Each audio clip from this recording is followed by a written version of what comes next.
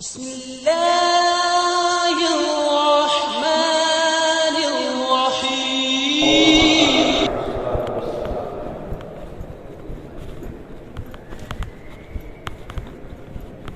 محترم دوستوں کو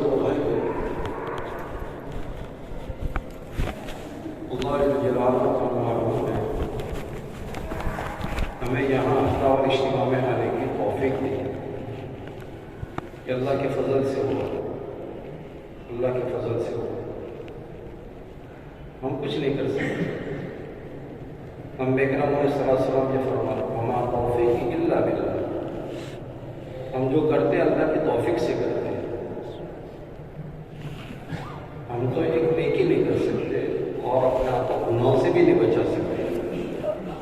لا حول ولا قوة الا باللہ۔ طاعت کی رغبت، طاعت پر طاقت دینا، گناہوں سے بچانے کی طاقت دینا، یہ تو اللہ کے ہاتھ میں ہے۔ اللہ ہمیں اپنے فضل سے یہاں پہنچایا اور اللہ تعالیٰ شان ہمیں مختلف موقعوں پر مختلف جوڑوں میں شرکت کی اللہ میں توفیق دیتا ہے۔ تو یہ جڑنا اور یہ آنا جانا ایک رسم نہیں ہے کہ چلو افطار اجتماع ہوتا ہی ہے آ جائے گا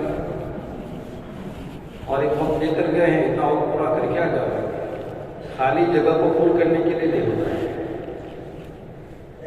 اور اپنی زبان میں کہہ رہے ہیں سر سے بوجھ اتارنے کے لیے نہیں ہے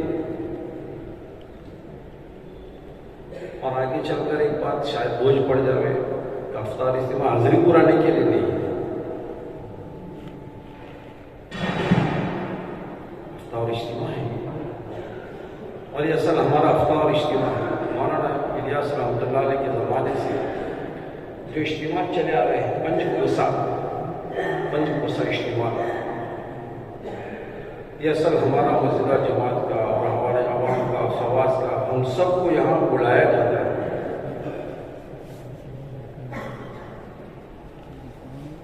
کیا مقصد ہے؟ کیوں بلائے جاتے ہیں؟ ایسی تو نہیں ہے بھائی آئے گئے یا نا، ایک بہت بڑے مقصد کے لیے بلایا جاتا ہے اور ایک بہت بڑے مقصد کو سامنے رکھ کر ہمارے سامنے مذاکرے ہوتے ہیں۔ کیا مقصد ہے یہاں بلانے کا؟ کہ ہمیں اپنے اندر اپنی ذمہ داری کے احساس کو پیدا کرنا مقصد ہے۔ ہم سب کو ہمارے اپنے اندر اپنی ذمہ داری کے احساس کو پیدا کرنا، اس کی فکر دلانا، یہ مقصد ہوتا ہے کہ ہم سب ذمہ دار ہیں۔ ہم سب ذمہ دار ہیں۔ کس اعتبار سے ذمہ دار ہیں؟ ایک تو ہم نے اپنے آپ کو ذمہ دار سمجھا دنیا کے اعتبار سے، میں بیوی بچوں کا تھا، اس کو ذمہ داری ان کے کھلانے کی، پلانے کی، کپڑے لتے کی، اس کو میں نے ذمہ داری سمجھا، اس کو پورا کر رہا ہوں۔ ایک آدمی نے کاروبار چالو کیا ہے، کاروبار کر رہا ہے، اپنی مجبوری اس کو ذمہ داری سمجھتا ہے، اس کو بھی پورا کر رہا ہے۔ یہ تو ہے ذمہ داری ظاہر کی، لیکن میں خالی بیوی بچوں کا نہیں ہوں اور میں خالی اپنے گھر والوں کا نہیں ہوں اور میں صرف کاروبار کا نہیں ہوں۔ میری آپ کی نسبت اپنے گھر والوں سے، اپنے دوست احباب سے، اپنے متعلقین سے، ان سب کے مقابلے میں میری آپ کی سب سے بڑی جو نسبت ہے وہ نبوت کے ساتھ ہماری نسبت ہے۔ النبی اولا بالمؤمنین من انفسہم، نبی کا تعلق، نبی کا رشتہ، ایمان والوں کا نبی کے ساتھ کا جو رشتہ ہے ان کے اپنی ذاتوں سے زیادہ ہے۔ نبوت والا رشتہ ہمارے ساتھ لگا ہوا ہے۔ تو جس طرح اور تعلقات کو میں ذمہ داری سمجھتا ہوں، گھر والوں کی، دکان کی، مکان کی، دوستوں کی، اور ہر ایک کی ذمہ داری کو اپنے وقت پر پورا کرنے کی کوشش کرتا ہوں۔ ان ذمہ داریوں کو پورا کرنے کی میں فکر کر رہا ہوں.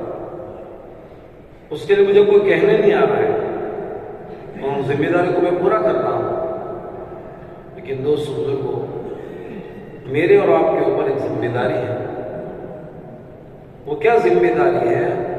اس ذمہ داری کو پورا کرنے پر اگر میں اور آپ اس ذمہ داری کو پورا کریں گے اور اس ذمہ داری کو نبھاتے ہوئے چلیں گے تو اللہ کی تائیدات، اللہ کی نصرتیں، اللہ کی غیبی مددیں میرے آپ کے ساتھ ہو جائیں گی، میرے آپ کے ساتھ ہوگی.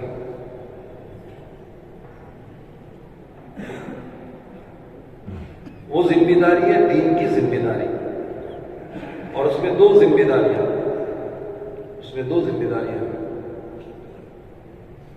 ایک اپنی ذات سے اپنے آپ کو دیندار بنانا، پہلی ذمہ داری، اور دوسری ذمہ داری امت کے اندر اللہ کا دین زندہ ہو جاوے، اس کی محنت اور فکر کرنا، یہ دوسری ذمہ داری ہے. صحابہ کرام رضی اللہ اجمعین نے ان دو ذمہ داریوں کو پورا کرتے ہوئے اپنے آپ کو چلایا تھا. ان دو ذمہ داریوں کو پورا کرتے ہوئے تو اللہ کی غیبی تائیدات، غیبی مددیں، غیبی نصرتیں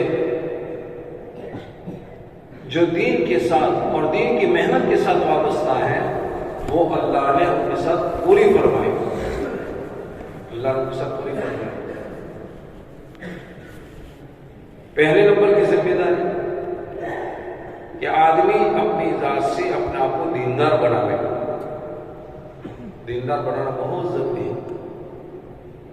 الحمدللہ، اللہ کا شکر ہے، اللہ کا احسان ہے، کسی نہ کسی درجے میں میرے آپ کے پاس دین ہے، لیکن یہ دین جو مطلوب ہے وہ نہیں ہے. جو دین مطلوب ہے وہ دین میرے آپ کے پاس نہیں ہے. ہم میں سے ہر ایک نے کچھ باتوں کو لے لیا اور اس پر مطمئن ہو کر بیٹھ گئے. ہم میں سے ہر ایک نے کسی نہ کسی چیز کو لے لیا اور اس پر مطمئن ہو کر میں نے اپنے آپ کو بٹھا دیا، اور اسی کسوٹی پر میں دوسروں کو پڑھتا ہوں. اپنی دینداری کے معیار پر میں دوسروں کو دیکھتا ہوں کہ نا میری سمجھ میں جو ہے وہ دین، اور دوسروں کو اسی پر پڑھنا یہ نہیں ہے. کہ دین تو وہ ہے کہ اللہ کے نبی علیہ السلام نے ہمیں دیا ہے، اور دین تو وہ ہے جو صحابہ کرام رضی اللہ اجمعین نے اپنی زندگیوں میں اتارا تھا. اس دین کا قیامت تک آنے والے انسانوں سے مطالبہ ہے، ہر ایک سے اس کا مطالبہ ہے، پورے دین کا مطالبہ ہے. یا ایھا الذین آمنوا ادخلوا فی السلم کافۃ ولا تتبعوا خطوات الشیطان انہ لکم عدو مبین. وہ ایمان والو، اپنے آپ کو پورے دین میں داخل کرو. پورا دین کس کو کہتے ہیں؟ ہم بارہا سنتے ہیں کہ اللہ کے نبی علیہ السلام اللہ کی طرف سے زندگی گزارنے کا جو طریقہ لے کر آئے، اس پر اپنے آپ کو ڈالا. اس کو علماء نے 5 حصوں میں تقسیم کیا: ایمانیات، عبادات، معاملات، معاشرت، اخلاقیات. کہ ان سارے شعبوں میں دین کو لانا یہ دین ہے. اس دین پر اللہ نے اپنی رضا چھپائی ہے. وَرَضِيتُ لَكُمُ الْإِسْلَامَ دِينًا، کہ اللہ اس سے راضی ہو گئے. صحابہ کرام رضی اللہ اجمعین نے اپنے آپ کو 100% دین پر اتارا اور اپنی زندگی میں 100% دین کو داخل کیا. اللہ کی رضا انہیں دنیا میں مل گئی. رضی اللہ عنہ ورضوا عنہ، اللہ ان سے راضی اور خوش ہو گیا. اب جو بھی یہ چاہتا ہے کہ اللہ مجھ سے راضی اور خوش ہو جائے، تو ہمیں ان پاکیزہ نفوس کا اتباع کرنا پڑے گا. ان پاکیزہ نفوس کا، مہاجرین کا، انصار کا، صحابہ کرام کی مبارک جماعت کا، تو اللہ نے دروازہ قیامت تک آنے والے انسانوں کے لیے کھلا رکھا کہ جو بھی ان لوگوں کی اتباع کرے گا اللہ ان سے راضی خوش ہو جائے گا۔ والسابقون الاولون من المہاجرین والانصار والذین اتبعوهم بإحسان رضی اللہ عنہم ورضوا عنہ۔ مہاجرین کا، انصار کا تذکرہ ہے 11ویں پارے میں، اللہ نے ان کی تعریف فرمائی۔ پھر آگے یہ فرمایا کہ وہ پاکیزہ لوگ ہیں کہ جو بھی ان کی اتباع کرے گا، والذین اتبعوهم بإحسان، جو بھی ان کے نقش قدم پر چلے گا، رضی اللہ عنہ، اللہ ان سے راضی ہو جائے گا، اللہ ان سے راضی ہو جائے گا۔ تو پہلی ذمہ داری میری، آپ کی، ہم سب کی اپنے آپ کو دیندار بنانے کی ہے اور پورے دین میں داخل ہونے کی ہے، پورے دین میں داخل ہونے کی۔ اس میں سب سے پہلی چیز ایمانیات کا تعلق ہے۔ ایمانیات میں اللہ کی ذات و صفات کا یقین، اللہ کی ذات و صفات کا یقین، اور اللہ کو ایسا ماننا جیسا کہ وہ ہے، یہ بنیادی چیز ہے۔ اللہ کی ذات و صفات کا یقین دل میں اتارنا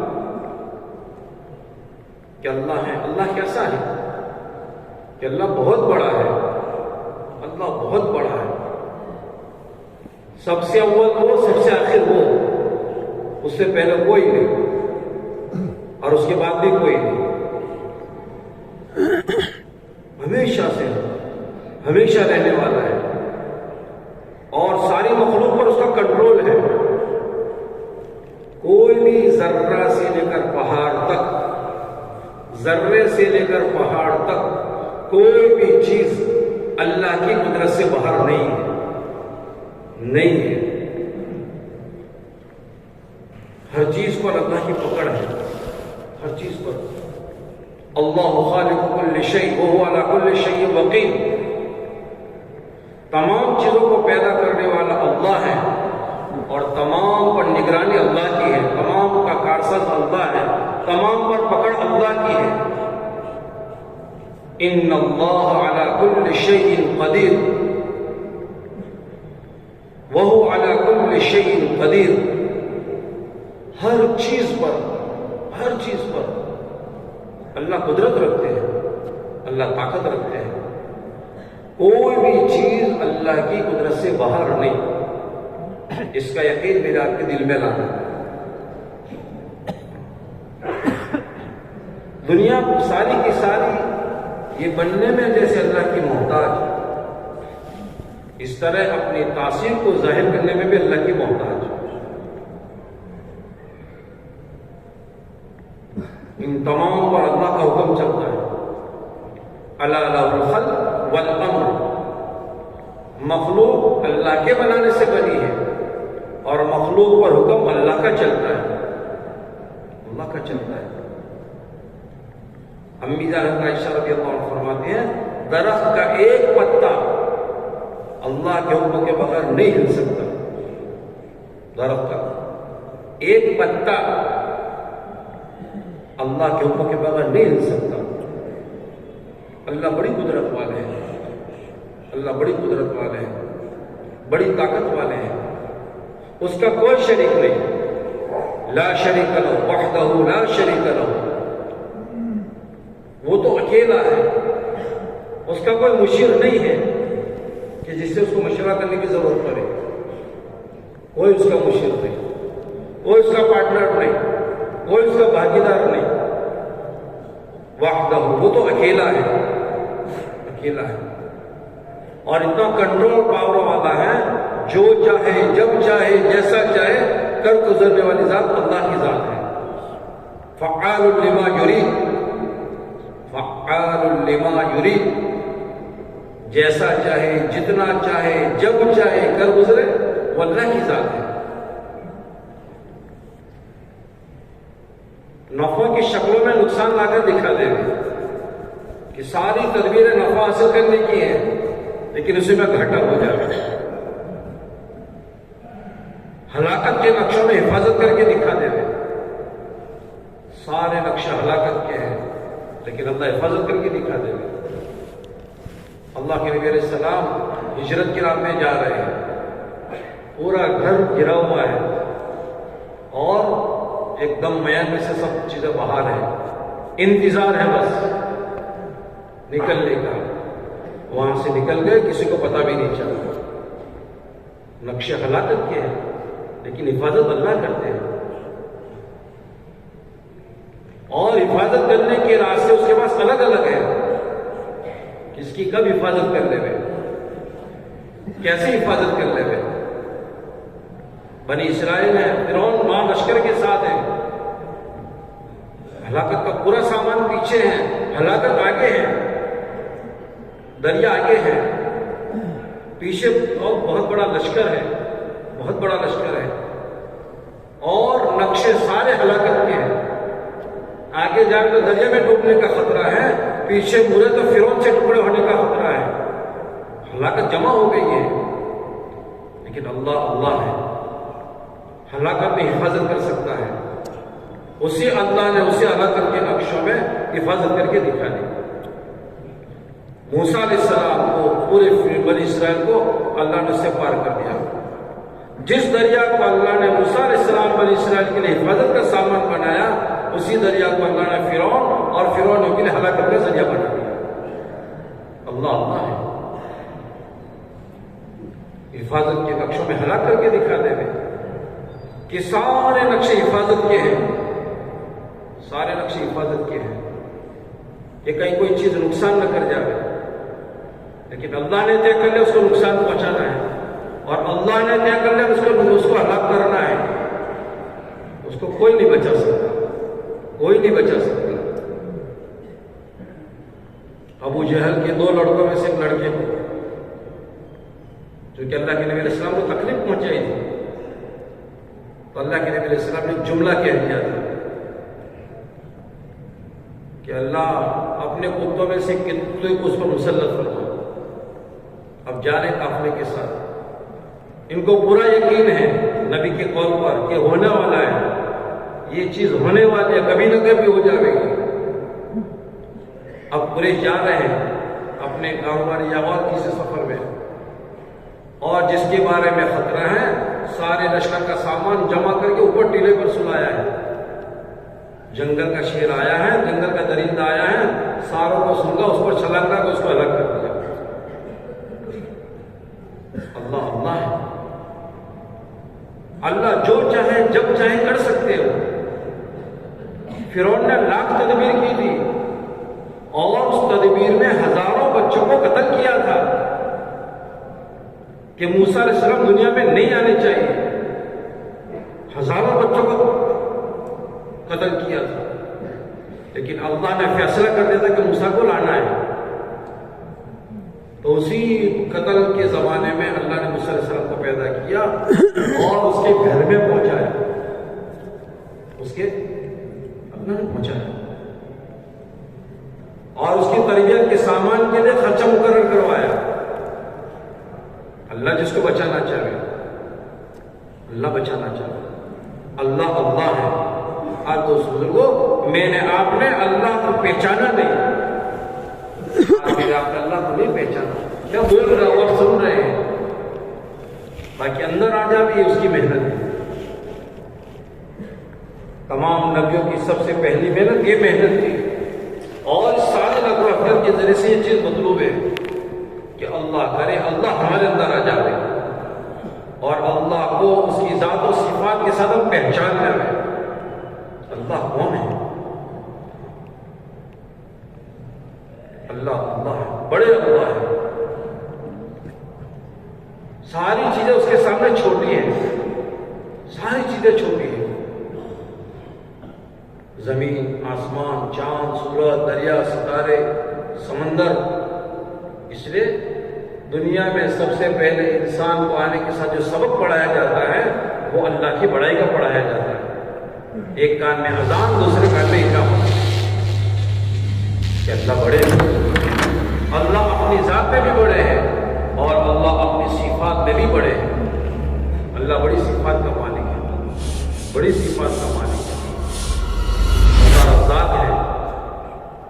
اللہ الرزاق ذو القوۃ المتین، اللہ روزی دینے والے ہیں. وما من دابۃ فی الارض الا علی اللہ رزقها ویعلم مستقرها ومستودعها.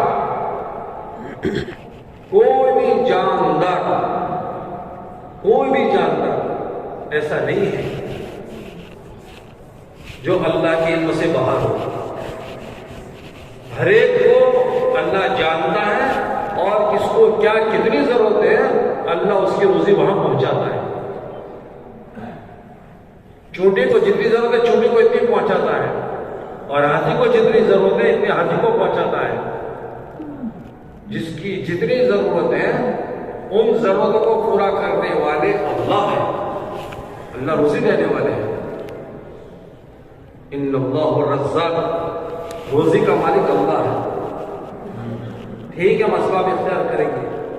باقی روزی تو اللہ دیتے ہیں، روزی دینے والے اللہ ہے. کتابوں میں آتا ہے، حدیث پاک کے خلاصے میں ہے، اگر تم اللہ پر ایسا بھروسہ کرو جیسا اس پر بھروسہ کرنے کا حق ہے، تو اللہ تمہیں ایسے روزی دے گا جیسے اللہ پرندوں کو روزی دیتا ہے کہ صبح خالی پیٹ جاتے ہیں، شام بڑے پیٹ واپس آتے ہیں. صبح خالی پیٹ جاتے ہیں اور شام کو بڑے پیٹ واپس آتے ہیں. اللہ بڑی روزی دینے والا ہے. سمندر کی تہ میں جو مچھلیاں ہیں ان تک اللہ روزی پہنچاتے ہیں، اور پتھروں کے نیچے جو کیڑے ہیں ان کیڑوں کو روزی دینے والے اللہ ہیں. ان کیڑوں کو روزی دینے والے اللہ ہیں. آپ نے قصہ سنا ہوگا بنی اسرائیل موسیٰ علیہ السلام کے تعلق سے. عبد الرحمن کا اس کو سناتے ہیں کہ موسیٰ علیہ السلام نے اللہ تعالیٰ کے بارے میں عرض کیا کہ آپ مخلوق کو کیسے رزق پہنچے گے؟ تو فرمایا جاؤ فلاں جگہ جاؤ اور اس پتھر پر اپنا عصا مارو. کہ عصا مارو، اس میں سے دوسرا پتھر نکلا. کیا اس پر اور مارو عصا، اس میں سے تیسرا پتھر نکلا. کہ اور مارو، اس تیسرے پتھر کے نیچے ایک کیڑا تھا، اور اس کیڑے کے منہ میں ایک ہری گھاس تھی. اور یہ کہہ رہا تھا سبحان من یرانی یعرف مکانی ویرزقنی ولا ینسانی. پاک ہے وہ ذات جو مجھے دیکھ رہی ہے. سبحان من یرانی، پاک ہے وہ ذات جو مجھے دیکھ رہی ہے. یعرف مکانی، میں کہاں پر رہتا ہوں اس سے میری جگہ معلوم ہے. وَيَرْزُقُنِي وَلَا يَنْسَانِي، ایسی جگہ پر بھی مجھے روزی پہنچاتا ہے، مجھے بھولتا نہیں ہے. اللہ بڑے روزی دینے والے ہیں. اللہ روزی دینے کے اعتبار سے بہت بڑے ہیں. اللہ انعام دینے پر آوے تو اللہ کا انعام دینا بھی بہت بڑا ہے. اللہ کا انعام دینا بہت بڑا ہے. اور اگر حق تعالیٰ شان کسی سے ناراض ہو جاوے اور اللہ پکڑ کرنے پڑاوے تو اللہ کی پکڑ بھی بہت بڑی. ان بطش ربک لشدید، اللہ کی پکڑ بہت بڑی ہے. اور ہلاک کرنے کے لیے اللہ کا مختلف لشکر ہے. قرآن کریم کے اندر اللہ تعالیٰ شانہ نے مختلف قوموں کے عذابات کو ذکر کیا ہے. کیا انہوں نے جب اللہ کو ناراض کیا بے دینی کی بنیاد پر تو اللہ نے کیسے کیسے پکڑ کی ہے کہ ایک موقع میں آگ کو تو خالی تھوڑا سا سوراخ ہوا کا کیا تھا، بس 7 دن 8 رات، ایک ہفتہ تک سب لیال و ثمانیۃ ایام کہ تھوڑی ہوا کا ناکا کھولا تھا، بس پوری قوم تہس نہس ہو گئی. اور جب ہوا بند ہوئی تو اتنے بچتے تگڑے آدمی جب پڑے تھے تو ایسے پڑے تھے کہ انہم اعجاز نخل خاویہ. اللہ کی پکڑ بڑی خطرناک. اللہ پکڑ کرنے پڑا جاوے تو اللہ کی پکڑ بھی بہت بڑی. اللہ اپنی پکڑ سے ہم سب کی حفاظت فرمائے. تو تو سب سے پہلی چیز ہمیں اپنے ایمان کو بنانا ہے، اور ایمان میں بنیادی جو چیز ہے وہ اللہ کی ذات اور صفات کی یقین کو دل میں لانا ہے۔ اللہ کی ذات، اللہ کی صفات، اللہ دیکھنے والے ہیں، اللہ دیکھنے والے ہیں، بڑا بینا ہے، بصیر، اللہ دیکھنے والے ہیں، ہر ایک کو ایک ساتھ دیکھتے ہیں۔ سات سمندر کی تہ میں کیا ہے؟ اللہ دیکھتا ہے، اللہ دیکھتا ہے۔ اندھیروں میں کیا ہے؟ اللہ اس کو دیکھتا ہے۔ اجالے میں کیا ہے؟ اللہ اس کو دیکھتا ہے۔ رات دن اس کے لیے سب برابر ہے، کوئی بھی چیز اللہ کی نگاہ سے اوجھل نہیں ہے۔ کالی رات میں کالے پہاڑ پر کالی چوٹی جو چلتی ہے، اللہ اس چوٹی کو چلنے کو بھی دیکھتے ہیں۔ اللہ اس چوٹی کے چلنے کو دیکھتے ہیں۔ کالی رات، ہم اندھیرے میں اپنے ہاتھ کو نہیں دیکھ سکتے، ہم اپنا دوسرے کا نہیں، اپنا ہاتھ نہیں دیکھ سکتے، لیکن اللہ وہ بینا ہے کہ رات بھی کالی ہے، پہاڑ بھی کالا ہے اور چوٹی بھی کالی ہے۔ ایسے میں جو چوٹی پہاڑ پر چلتی ہے، اس چلنے کو بھی اللہ اس چوٹی کو دیکھتے ہیں۔ اللہ بڑے دیکھنے والے ہیں، اللہ بڑے دیکھنے والے ہیں، اللہ بڑے سننے والے ہیں، سمیع بصیر۔ قرآن کریم میں جگہ جگہ اللہ کی صفات ہے۔ اللہ سننے والے ہیں، ساری دنیا کی ساری لینگویجوں والے، ساری زبانوں والے ایک بات بولنا شروع کریں، اللہ سب کی سنے گا، اللہ سب کی سنے گا، ایک ساتھ سنے گا۔ اللہ بڑے سننے والے ہیں، اللہ بڑے جاننے والے ہیں، علیم، علیم ہے اللہ، علیم، اللہ بڑے جاننے والے ہیں۔ کوئی بھی چیز اللہ کے علم سے باہر نہیں۔ ہمارے علم میں تو جب آئے گی تو وہ چیز وجود میں آئے گی، لیکن اللہ تو پہلے سے جانتا ہے، اللہ پہلے سے جانتا ہے۔ اللہ دلوں کی دھڑکنوں کو جانتا ہے۔ کس کو جانتا ہے؟ دلوں کی دھڑکنوں جانتا ہے۔ وَيَعْلَمُ مَا فِي الصُّدُورِ، دلوں میں کیا وساوس بک رہے ہیں، اللہ اس کو جانتا ہے۔ ہماری آنکھوں کی کنکھیوں کو کہاں گھوم رہی ہے، اچھا دیکھتے ہیں غلط دیکھتی ہیں، وہ اللہ دیکھتے ہیں۔ وہ کون دیکھتے ہیں بھائی؟ اللہ دیکھتے ہیں۔ اللہ نے مستقل قرآن میں اس کو بیان کیا، یعلم خائنۃ الاعین وما تخفی الصدور، آنکھوں کی خیانت کو اور دلوں کے اندر کی چیزوں کو اللہ جانتے ہیں۔ اندر کچھ باہر کچھ، اللہ اس کو جانتے ہیں۔ اللہ کی ذات و صفات، اس کا یقین دوست بزرگوں میرے اپنے دل کے اندر لانا ہے، اور ایک اللہ کا خوف، ایک اللہ کا ڈر، ایک اللہ کی ذات عالیہ سے ہونے کا یقین وہ دل میں لانا ہے۔ ایمان کا مقام، ایمان کو ٹھہرنے کی جگہ وہ آدمی کا دل ہے۔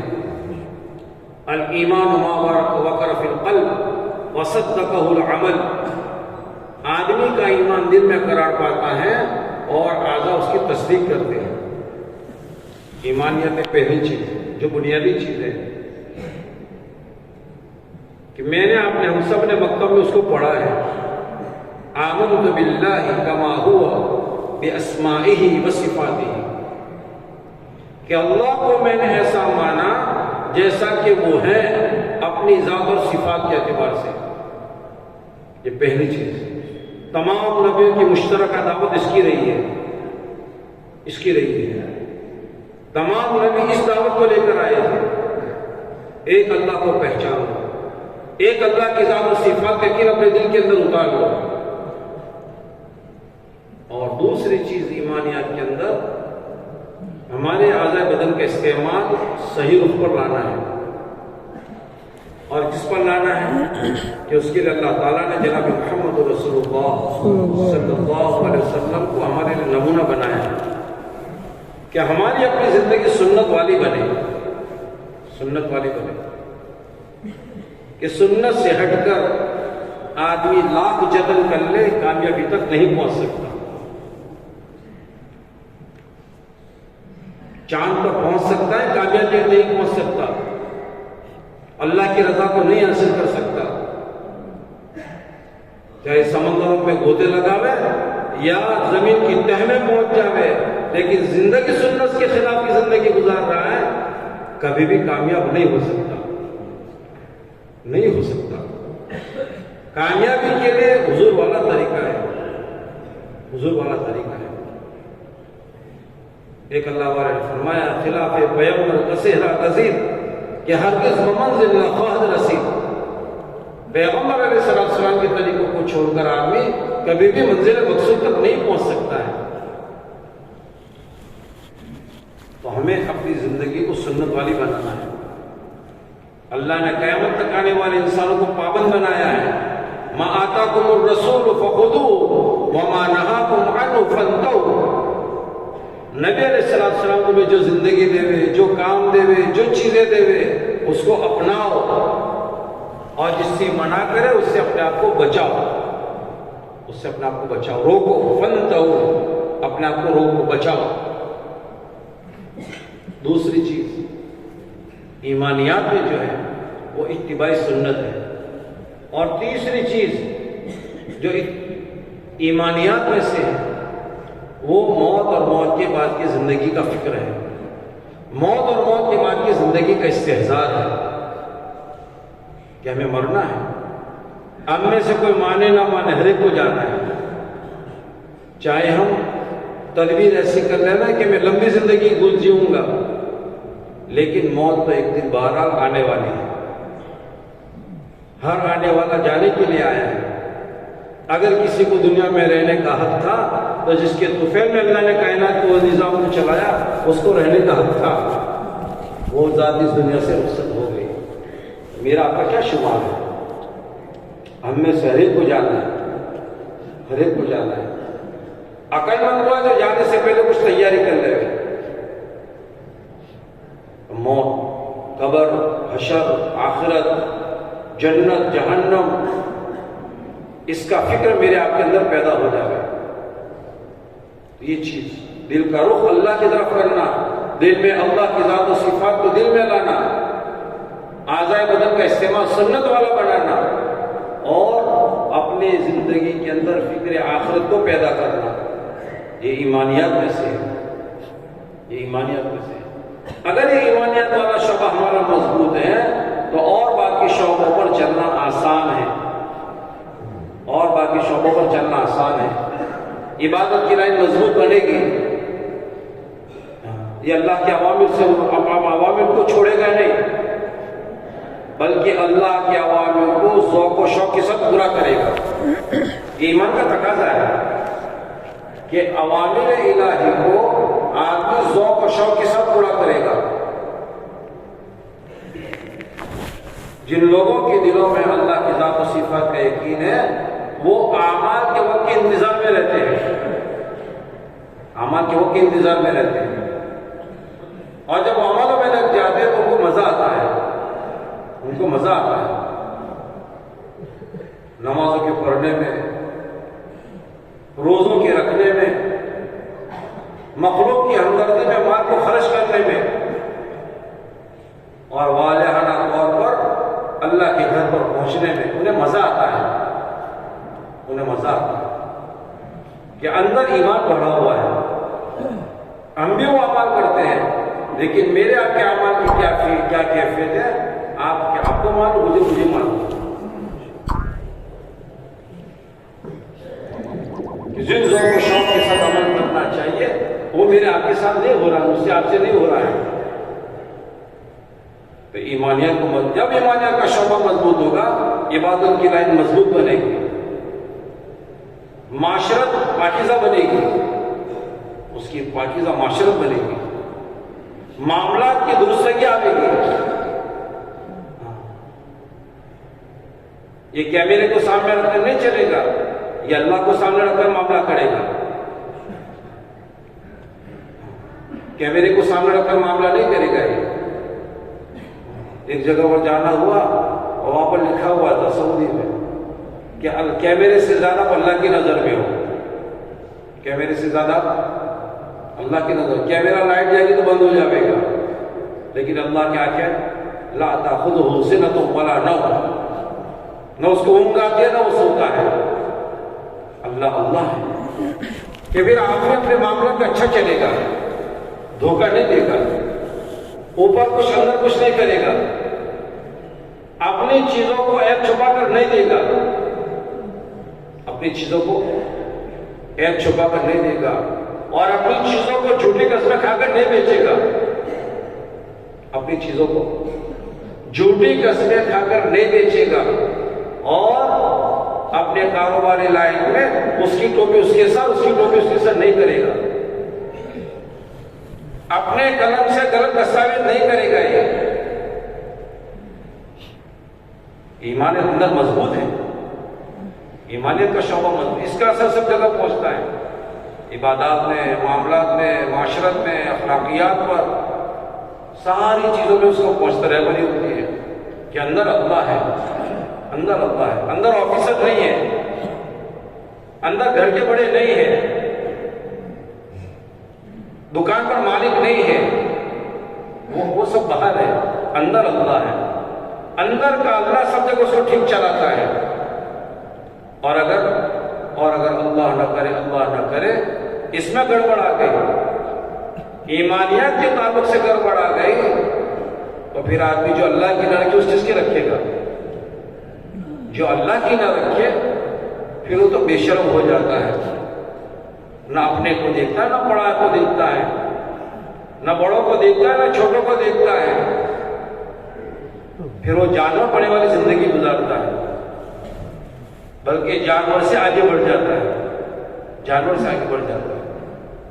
اس لیے دوست بزرگوں، یہ دین ہے، پہلی ذمہ داری میری آپ کے اس دین کو ہم سیکھیں، اس ذمہ داری کے احساس کو پیدا کرنے کے لیے جوڑ ہوتا ہے اجتماع، کہ ہم اپنے اندر اپنی ذمہ داری کے احساس کو پیدا کریں اور اپنے دین کو سیکھیں، دین سیکھنے کی چیز ہے۔ دوسری چیز ذمہ داری کا احساس میرا آپ کو پیدا کرنا ہے کہ میں جناب محمد رسول اللہ صلی اللہ علیہ وسلم کی امت کے اندر اللہ نے مجھے پیدا کیا ہے، میں آخری نبی کا امتی ہوں، میرے ذمہ جہاں پر اپنی ذات سے اپنے آپ کو دیندار بنانا ہے، اور میرے ذمہ جہاں اپنی ذات کو دین پر چلانا ہے، میرے ذمہ ایک بات یہ بھی ہے کہ میں یہ دین، یہ ایمان، یہ اعمال، یہ فکر آخرت والی زندگی امت کے اندر آ جائے، اس کی محنت کرنا یہ بھی میرے اپنے ذمہ ہے۔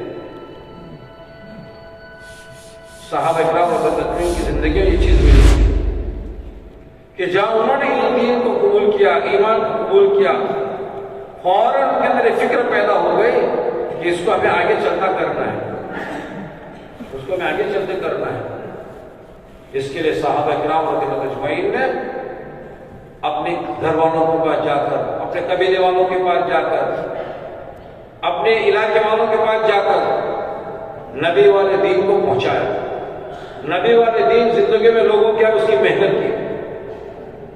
ابھی چند ہفتوں پہلے فردوسی کا قصہ پڑھا گیا تھا اہل صحابہ میں، کہ انہوں نے جو ہے اللہ کے نبی علیہ السلام کے ہاتھ پر ایمان کو قبول کیا ہے اور اپنی قوم میں جا کر محنت کی ہے، زبردست فردن ہر ایک سے ملے، گھر گھر کی ملاقات، ہر ایک سے ملنا، ہر ایک کے پاس گئے، اور غزوہ خندق کے موقع پر غالباً 70-80 آدمیوں کو اپنے ساتھ لے کر آئے، ان کی ایک فکر ہوتی تھی کہ میں جو دین پر آیا ہوں، جو دین میں نے قبول کیا ہے، یہ دین آگے پہنچنا چاہیے۔ صحابہ کرام رضی اللہ اجمعین کی انہی فکروں کے نتیجے میں دوست بزرگوں یہ دین آگے چلا ہے، صحابہ کرام کی فکروں پر، کہ انہوں اور اللہ کے نبی علیہ السلام نے اس امت کو یہ دونوں لائنیں سکھائی ہیں، دین بھی سکھایا ہے اور دین کی محنت کو بھی سکھایا ہے، اور صحابہ کرام اجمعین نے اللہ کے نبی علیہ السلام سے دونوں چیزوں کو لیا ہے، کہ دین کو بھی لیا اور دین کی محنت کو بھی لیا، اور اس دین کی محنت کے لیے جن چیزوں کی قربانی کی ضرورت تھی اس چیزوں کی قربانی کما حق کو دے ڈالے، کما حق کو اللہ کے دین کے تقاضوں کو پورا کرنے میں، اور اللہ کا دین امت کے اندر زندہ ہو جاوے اور امت اللہ کے دین پر آ جاوے۔ اس کے لیے جن جن چیزوں کی قربانی کی ضرورت تھی صحابہ کرام رضی اللہ اجمعین نے ان چیزوں کی قربانی دی ہے، ان چیزوں کی قربانی دی۔ جان کی قربانی دی ہے، کتنی جانیں کھپی ہیں اس دین کی خاطر، کتنی جانیں گئی ہیں، نسبت الہی پر کتنی جانوں کی قربانیاں لگی ہیں، میں آپ کو سوچ بھی نہیں سکتے۔ جوان ہیں، جوان ایک دم، ابھی تو شادی کی تیاری ہو رہی ہے اور اللہ کے دین کا تقاضا آیا ہے کہ اللہ کے دین کے تقاضے کے لیے شادی کے سامان کو ایک طرف کیا اور اس زمانے میں جو ضرورت تھی دین کی محنت کے لیے ان چیزوں کو اختیار کیا اور اپنے سر پر کپڑا باندھ کر میدان میں چلے اللہ کی دین کی سربلندی کے لیے۔ آدمی کے جذبات ہوتے ہیں اپنے گھر والے سے پہلی رات کی ملاقات میں، پہلی رات کی ملاقات میں، یہ بھی ان کے جذبے تھے، لیکن ایک طرف یہ جذبہ ہے اور ایک طرف دلہن ساتھ میں ہے اور ایک طرف دین کا تقاضا ہے کہ اس دین کے تقاضے پر اس کو قربانی دی ہے۔ میرا کہنا آپ کا سننا آسان ہے، ہم چوتھی رشتہ داری میں دین کے تقاضے کو پورا نہیں کرتے، بیٹے کی نہیں، بھانجے بھتیجے کی نہیں، پڑوس کی شادی میں دین کے تقاضے کو مؤخر کر دیتے ہیں اور 3-4 اپنی زبان کو پیسہ لگاتے ہیں اور بڑا موٹے اس میں دین کا تقاضا مؤخر ہو جاتا ہے، 3 دن مؤخر ہو جاتے ہیں، 3 دن مؤخر ہو جاتے ہیں، چلا 4 مہینے مؤخر ہو جاتے ہیں۔ یہ ہم سب کا حال ہے، اور وہاں وہ ہے کہ جذبات کی قربانی ہے، وہ بھی دل رکھتے تھے اور ہم سے اچھا دل رکھتے تھے، وہ پاکیزہ نفوس والے تھے، وہ ایک طرف یہ ہے اور قربانی دے رہے ہیں، جان کی قربانیاں لگی ہیں، جان کی قربانی، اور اتنے اپنے آپ کو کھپایا ہے سینہ سفر ہو کر اور دشمن کے سامنے ایسے آئے ہیں اور اپنے آپ کو ایسا خوشی کے ساتھ لگا رہے ہیں کہ شہید تو پہچانے نہیں جا رہے ہیں، ان کے پڑوں سے ان کی بہنوں نے پہچانا ہے، پڑوں سے پہچانے جا رہے ہیں، 80 سے 80 زخم چھلنی بدل ہو رہا ہے۔ میرا آپ کا تو ذرا سوئی دادا کی نوک لگ جائے، ذرا چیخ اٹھتے ہوں، بھولے سے ذرا برتن گرم پکڑنے میں چیخ اٹھتے ہیں ہم۔ وہ صحابہ تھے جنہوں نے 80 زخم، کیا ہے زخم، معمولی ٹھوکر لگنے سے وہاں بیٹھ جاتے ہو، یہاں تو ایک ہاتھ کٹ رہا ہے، دوسرا کٹ رہا ہے، بازوں سے مقابلہ کر رہے ہیں، لیکن اسلام نیچے آ جائے یہ گوارا نہیں ہے، یہ گوارا نہیں ہے۔ قربانیاں دی ہے صحابہ نے، اپنی جان کی قربانی، جانیں بڑی لگی ہے، بڑی جانیں لگی ہیں۔ حجۃ الوداع کے موقع پر 1.25 لاکھ کا مجمع تھا، امام مالک کی تحقیق کے مطابق 10 سے 12 ہزار کی مزارات ہیں، باقی سب اس دین کے لیے پوری دنیا میں چلے۔ ان کے مزارات گواہی دے رہے ہیں علاقوں میں کہ ہم نے اپنے وطن کو دنیا کے لیے نہیں چھوڑا تھا، ہم نے اپنے وطن کو، نبی والے دین کو دنیا میں زندہ کرنے کے لیے چھوڑا تھا۔ قربانی دی صحابہ نے، ان کے گھر والوں نے، مستورات نے فاقے برداشت کیے ہیں، بچوں نے قربانیاں دی ہیں، مالداروں نے قربانی دی ہے اور غریبوں نے قربانی دی ہے، جوانوں نے، بوڑھوں نے، مردوں نے، عورتوں نے بڑی قربانیاں دی ہیں۔ دوست بزرگوں، ان قربانیوں کے لگنے کے بعد یہ دین میرے اب تک آیا ہے، بڑی قربانیاں لگی ہیں۔ جوان لڑکیاں، میری آپ کی بیٹی اگر میری آپ کی نہیں محلے کی بھی ہو جاوے، اگر بیوہ ہو جاتی ہے سب کو تکلیف ہوتی ہے، سب کو تکلیف ہوتی ہے.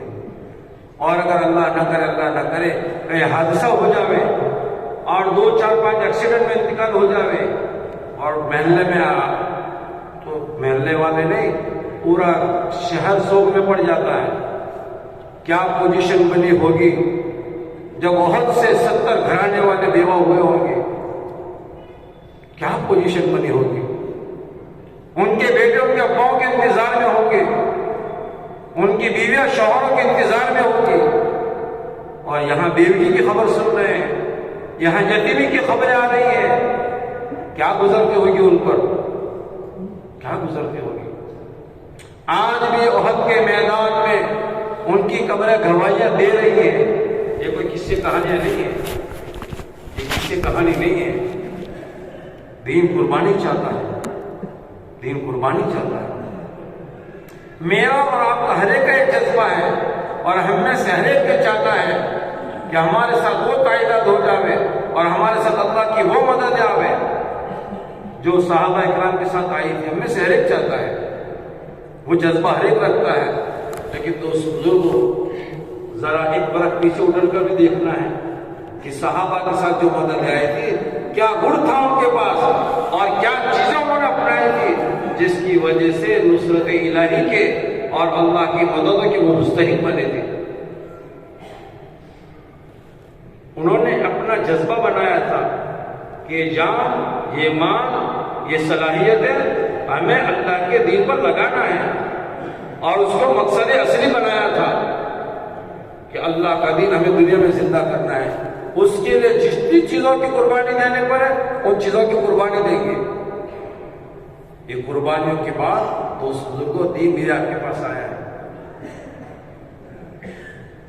اگر ہم یہ چاہتے ہیں کہ اللہ کا دین میرے اندر، میرے گھر والے کے اندر، میرے محلے بستی کے اندر اور عالم کے بسرانے کی انسان کے اندر اللہ کا دین آ جاوے، تو ہمیں وہی راہ اختیار کرنی پڑے گی جو ہمارے اسلاف نے اختیار کی تھی. امام مالک رحمۃ اللہ فرماتے ہیں، فضائل تبلیغ میں غالباً امام مالک کا یہ جملہ منقول ہے، لَن يُصْلِحَ آخِرَ هَذِهِ الْأُمَّةِ إِلَّا مَا أَصْلَحَ بِهِ أَوَّلُهَا. اس امت کے آخری طبقے میں بھی اصلاح، اور اس امت کے آخری طبقے میں بھی سدھار، اس امت کے آخری طبقے میں بھی دین اسی طریقے پر آئے گا جس طریقے پر امت کے اگلے طبقے میں آیا تھا. امت کے اگلے طبقے میں دین کیسے آیا تھا؟ کہ محنت کے راستے سے آیا تھا، قربانی کے راستے سے آیا تھا، محنت اور مجاہدے کے راستے سے آیا تھا. اللہ کے نبی علیہ السلام نبوت ملی ہے تب سے لے کر اس دنیا سے پردہ فرمانے تک اپنے آپ کو چین سے نہیں بٹھایا ہے، مسلسل فکر میں چل رہے ہیں. کان دائم الفکری متواصل الاحزان، ہمیشہ غم میں، ہمیشہ فکر میں ایک ہی بات، بس میرا ایک ہی امت جہنم سے کیسے بچ جائے، میرا ایک ہی امتی کامیابی والی زندگی لے کر جانے والا کیسے بنے. رکاوٹیں آئی ہیں، رکاوٹیں آئی ہیں، مارا گیا، ستایا گیا، پیٹا گیا. 3 سال تک، 3 دن نہیں، شیب ابی طالب میں 3 سال تک فاقے برداشت کیے ہیں، فاقے برداشت کیے ہیں. ہم سے ایک وقت کی چائے کی قربانی نہیں دی جاتی ہے، اس میں میرا سر اوپر ہو جاتا ہے، میرا سر چکرا جاتا ہے ایک دن کی قربانی، ایک چائے کی قربانی میں. اندازہ لگا کہ 3 سال کیا ہوتا ہے، 3 سال کیا ہوتا ہے، کس کے لیے قربانی دی ہے؟ فاطمہ زینب کے لیے، رقیہ ام کلثوم کے لیے، قاسم اور عبداللہ کے لیے؟ کہ نا، اس کے لیے نہیں، امت کے لیے، امت تک دین پہنچانے کے لیے، امت تک دین پہنچانے کے لیے اپنا غم بنایا تھا، اپنا فکر بنائی تھی. اور کتنا غم اور کتنا فکر بڑھایا تھا، اندازہ لگاوا. رب العالمین کو، اللہ تعالیٰ کو تسلی دینی پڑی ہے. لَعَلَّكَ بَاخِعٌ نَفْسَكَ أَلَّا يَكُونُوا مُؤْمِنِينَ. اے نبی، آپ اپنا آپ کو ہلاک کر دو گے اور اپنا آپ کو ہلاکت میں ڈال دو گے لوگوں کے زمانے ماننے کی وجہ سے لالچ میں ستائی دی گئی، لالچ بھی دی گئی. کس کی لالچ؟ بادشاہ بنانے کی لالچ دی جا رہی ہے کہ ہم آپ کو اپنا بڑا بنا لیتے ہیں، ہم سارا مال جمع کر کے آپ کو دے دیں گے، آپ مالدار ٹاپ نمبر کے مالدار بن جاوے. عورتیں پیش کی جا رہی ہے. اللہ کے لیے نہ، اس کی مجھے ضرورت نہیں ہے. میں تو اللہ کی طرف سے ایک بات لے کر آیا ہوں، اور میں تو اللہ کی طرف سے ایک کلمہ لے کر آیا ہوں، اور اللہ کی طرف سے ایک دین لے کر آیا ہوں. یا تو یہ دین پوری زندہ دنیا میں زندہ ہو جاوے اور یہ کلمہ پوری دنیا میں پہنچ جاوے، یا اسی حال میں میری جان کھپ جاوے. بڑی قربانی اللہ کے نبی علیہ السلام نے قربانی دی ہے. اللہ کے نبی علیہ السلام کے گھر والوں نے قربانی دی ہے، اور اللہ کے نبی علیہ السلام کے ساتھ صحابہ نے قربانیاں دی ہیں. قربانی کے وجود میں آنے سے زندگی میں دین آیا تھا. امام مالک فرماتے ہیں ہم بھی یہ چاہتے ہیں کہ امت کے آخری طبقے میں اللہ دین زندہ کر دے گئے، تو اس کے لیے ہمیں وہی راہ اختیار کرنی پڑے گی جو ہمارے اسلاف نے اختیار کی تھی. اس کے لیے جان کی، مال کی، جذبات کی، صلاحیتوں کی ہمیں قربانی دینی ہوگی. یہ اللہ نے جان مال صلاحیت دے دی ہے. جو آدمی اپنے جان مال صلاحیتوں کو اللہ کے دین پر لگاوے گا، دین پر لگاوے گا، اللہ سب سے پہلے اس کی زندگی دین والی بناویں گے، اور اللہ اسے عالم میں دین کے زندہ ہونے کا ذریعہ بنا دیں گے، اور یہ ہماری آخرت کی بہت بڑی کمائی ہوگی. وہ انسان بڑا خوش قسمت ہے، بڑا نصیب والا ہے جو دنیا میں دین کے زندہ ہونے کا ذریعہ بن جائے. طوبی لعبد جعلہ اللہ مفتاحا للخیر ومغلاقا للشر. بڑا نصیب والا ہے وہ بندہ جو دنیا میں خیر کے وجود میں آنے کا ذریعہ بن جائے. اگر میں نے اپنی جان کو، اپنے مال کو، اپنی صلاحیتوں کو اگر اللہ کے دین پر لگایا اور اللہ کا دین دنیا میں زندہ ہو گیا، تو ہم تو قبر میں چلے جائیں گے. میری آپ کی زندگی کیا کا بھروسہ؟ فجر میں میرا آپ کا اعلان ہو جائے، فجر میں اعلان ہو سکتا ہے. بہت سے لوگ رات کو سو جاتے ہیں، ہمیشہ سو جاتے ہیں، کہ ان کی آنکھیں قیامت کے دن کھلیں گی. اس لیے دعا مانگی گئی ہے رات کو سونے کا، اللہ اگر تو اس کو موت دے تو اس کو رحم فرما.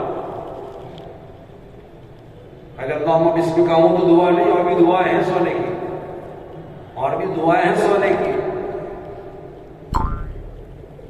اس لیے اگر ہم یہ چاہتے ہیں ہم دین کی قربانی دیں گے، جان مال کی قربانی دین پر لگاویں گے، ہماری زندگی دین والی بنے گی، اور ہم دنیا میں خیر کے زندہ ہونے کا ذریعہ بنیں گے. ہم تو مر جائیں گے، 2 رکعت نماز، سبحان اللہ، تسبیح، تلاوت کچھ نہیں کر سکیں گے، لیکن ہماری محنتوں پر جو مجمع تیار ہوا ہے، نبی علیہ السلام کا فرمان ہے الدال علی الخیر کفاعلہ، کہ جو خیر کی چیز خیر بنا کر دوسروں کو گیا ہے، ان تمام کا اجر اللہ اس کو عطا فرمائیں گے. اس لیے ہم یہ چاہتے ہیں کہ مرنے کے بعد بھی لوگوں کے اجر لیتے رہے اور لوگوں کے عمل کا ثواب ملتا رہے. اس کے لیے کہ اللہ کے دین کی محنت ہے، یہ ہماری ذمہ داری. ہم جتنے اللہ کے دین کی ذمہ داریوں کو پورا کریں گے، اللہ کی مددوں کے مستحق بنیں گے. ابراہیم صاحب بار بار اس حدیث کو پڑھتے ہیں، المعونۃ علی قدر المعونہ، کہ ذمہ داریوں کے پورا کرنے کے وقت اللہ کی طرف سے مدد آئے گی. ذمہ داریوں کے پورا کرنے کے وقت اللہ کی طرف سے مدد آئے گی. اس سے دوستوں کو یہ جان، یہ مال، یہ صلاحیت، یہ لگنے والی چیزیں ہیں. اگر اس کو ہم نے صحیح روپ پر لگا دیا تو غلط جگہ لگنے سے بچ جائے گی، ورنہ یہ پانی کی طرح اپنا راستہ بنا لے گی. جیسے پانی راستہ بنا لیتا ہے، اس طرح جان، یہ مال، یہ صلاحیت یا اوقات بھی کہیں نہ کہیں لگ جائے گی، اور آخرت میں حساب باقی. آخرت میں حساب کہ آدمی کے قدم نہیں اٹھیں گے جب تک جان کا، مال کا، صلاحیتوں کا جواب نہ مل جائے. اس میں آتا ہے لا تزال قدم عبد یوم القیامہ حتی یسأل عن 40 عن عمره فیما افنا وعن شبابه فیما ابلا وعن ماله مما اكتسبه فيما انفق وعن علمه ماذا عمل فيه او كما قال علیہ الصلوۃ والسلام کہ آدمی کے قدم اپنی جگہ سے نہیں اٹھیں گے. ایک روایت میں 4, ایک روایت میں 5 سوال. زندگی کہاں پر لگائی, جوانی کہاں پر کھپائی, مال کی کمائی کا کیا راستہ تھا, مال کے آنے کے بعد خرچ کا کیا طریقہ تھا, اور اللہ نے جو دین ہمیں عطا فرمایا تھا اس دین پر اپنے آپ کو کتنا لگایا. دین کے 2 تقاضے ہیں. جو دین میرے آپ کے پاس ہے اس پر اپنے آپ کو چلانا ہے, نہیں آتا ہے تو سیکھنا. اور دین کے بارے میں دوسرا تقاضا یہ ہے کہ جتنا دین میرے آپ کے پاس پہنچا ہے اس کو امت تک منتقل کرنا, اس کو دوسروں تک منتقل کرنا. یہ میری آپ کی ذمہ داری ہے. اس لیے اللہ نے جان مال صلاحیت دی ہے, ہمیں اس کو اللہ کے دین پر لگانا ہے. ہم اللہ کے دین پر لگاویں گے, اللہ کے دین کی مدد کریں گے, اللہ کی مدد ہمارے ساتھ آئے گی. اور یقینی وعدہ ہے کہ جو بندہ اللہ کے دین کے کام کو کرے گا اللہ کی مددوں کے مستحق بنے گا. یہ یقینی بات ہے, یہ اللہ کا وعدہ ہے. ان وعد اللہ حق, اللہ کا وعدہ سچا ہوتا ہے. ان اللہ لا یخلف المیعاد, اللہ اپنے وعدے میں خلاف ورزی نہیں کرتے, اللہ اپنے وعدے میں خلاف ورزی نہیں کرتے. اور دوست بزرگوں, اگر میں نے اور آپ نے اگر اپنے آپ کو بچا لیا, اللہ سمد ہے, اللہ بے نیاز ہے.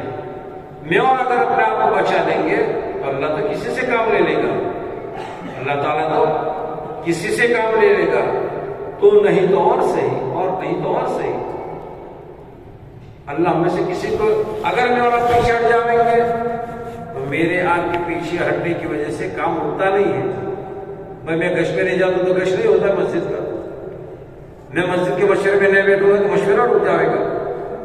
میں 3 دن نہیں جاؤں گا تو 3 کی جماعت رک جائے گی کہ نا, یہ تو ہوتا رہے گا. اس سے دوست بزرگوں, میری آپ کی خوش نسبتی ہے, میری آپ کی سعادت مندی ہے کہ میرا آپ کا جان مال اللہ کے دین پر لگ جاوے, اللہ کے دین کو دنیا میں پھیلنے میں لگ جاوے.